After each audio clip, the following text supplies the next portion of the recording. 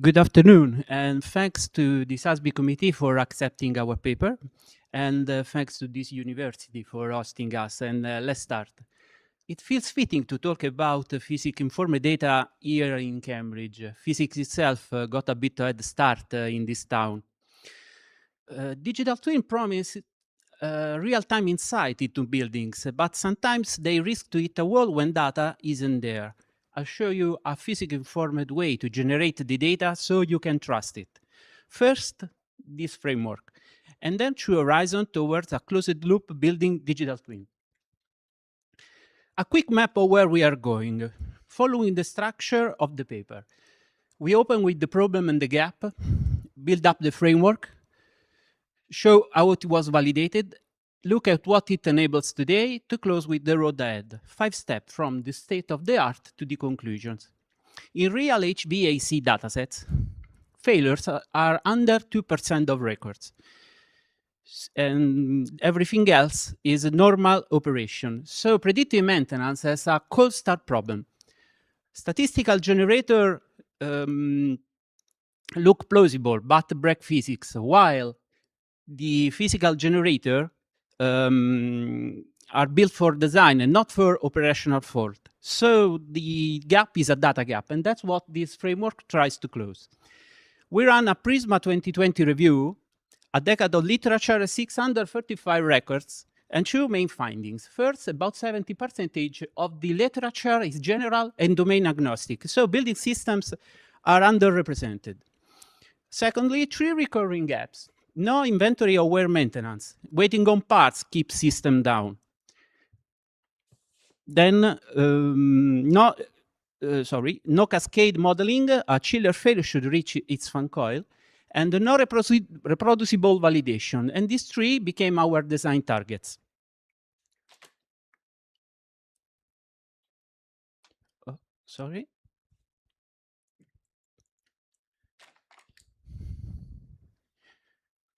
Okay. Give me only a second. Okay. A singular modular generator in Python, hourly discrete event, and seeded for exact reproducibility, and 5-layer asset registry and topology, environmental stress simulation, reliability-based failure generation calibrated to industry life expectancies, operational constraints modeling, crew and parts, and cascade failure propagation. Each layer is inspectable and swappable, but let me open now the 2 that do the physical heavy lifting. Failures are drawn from a convenient distribution. We start from the 2-parameter Weibull model, calibrated to per asset class to hash rate tables. So each asset ages on its own curve. Then we accelerate aging with real physics. Arrhenius for thermal stress, Arrhenius per thermal stress at 0.6 electron volts. A hot Roman summer can shorten life of everything. And PEC for humidity. This multiplies into 1 acceleration factor modulating the effective failure rate. The physics constrains the data, and temperature doesn't just sit next to a failure, it causes it. 1 loop every simulated hour. The deterministic part, environment, occupancy, and the stress we derive from them. It's identical for a given seed. It's the physics of the world. The stochastic part. Stress modulates each asset Weibull probability we draw, and if a failure occurs, the control passes to the operational cascade branches before logging. Every draw goes through a seeded generation, so the whole dataset is reproducible. 2 layers are new. First, operational realism. A repair isn't instantaneous, it's a queue, and spare parts are probabilistic, and with the lead time and stock distribution. That's what turned a 30-minute fix in a 3-day outage. Second, cascade propagation. HVAC plants are linked when a chiller fails, its own fan coils lose their source.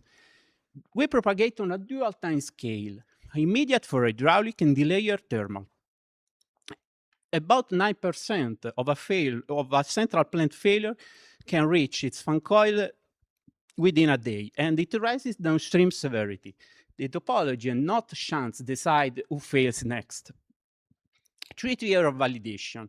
Tier 1, synthetic distribution match reference reliability models like Kolmogorov-Smirnov, Wasserstein, Jensen-Shannon divergence. Tier 2, equipment lifespan match hash rate tables to low single-digit %, and every asset passing equivalence test. Tier 3, the one I care about, 184 real maintenance events from 3 independent buildings excluded from calibration. Train only on synthetic and test on real.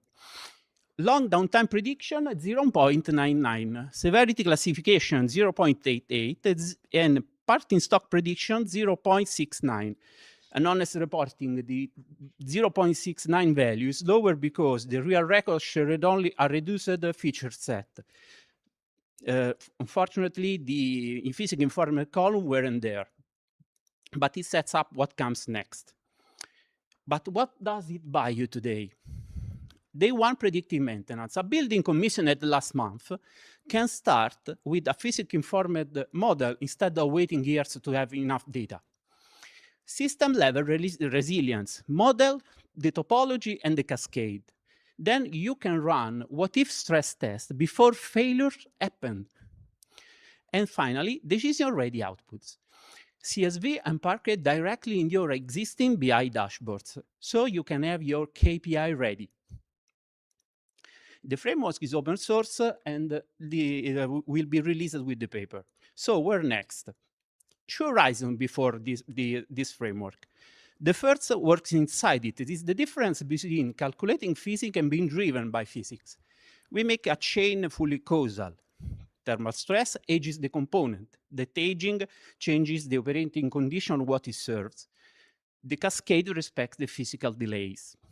Around it, we could deep fidelity, like dynamic refrigeration cycle, hydraulic mass conservation, control wear logic, air quality, or Bayesian calibration. But the contribution I care most about is epistemological, a conservation check computed along independent paths. The second horizon is architectural. Stop asking one framework to be expert in every domain. Delegate the building energy physics to an engine validated for exactly that. For example, Energy Plus. And let's keep what we are interested in: reliability, degradation, cascade. The connection is the key idea. The engine declares each zone hourly power demand. And we map it to the serving components. Suddenly, the stress factors aren't assumptions anymore. It also gives an independent reference for the energy coherence. Cascade emerge from energy balance instead of being imposed. These 2 horizons aren't a separated wish lists. They are one idea pointing in 2 ways. Horizon 1 turns inward, mature the physics and validation discipline within the framework. The Horizon 2 turns outward, delegate the building energy physics to a tool already validated for it. That same principle ran through the validation tiers, and the train on synthetic and test on real result earlier.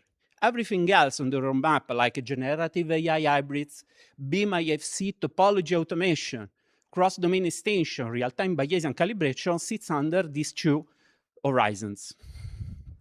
To close, physics-informed data isn't a workaround for missing data. It's also the foundation for building digital twin we can trust. And trust comes from 2 habits. Let the physics drive the data, and validate along paths that are allowed to fail and most of all separated. The framework is open source, and the link there.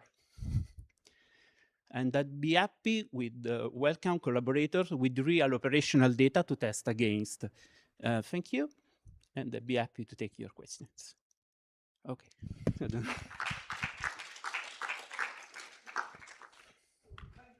so much. May I invite some questions from the floor?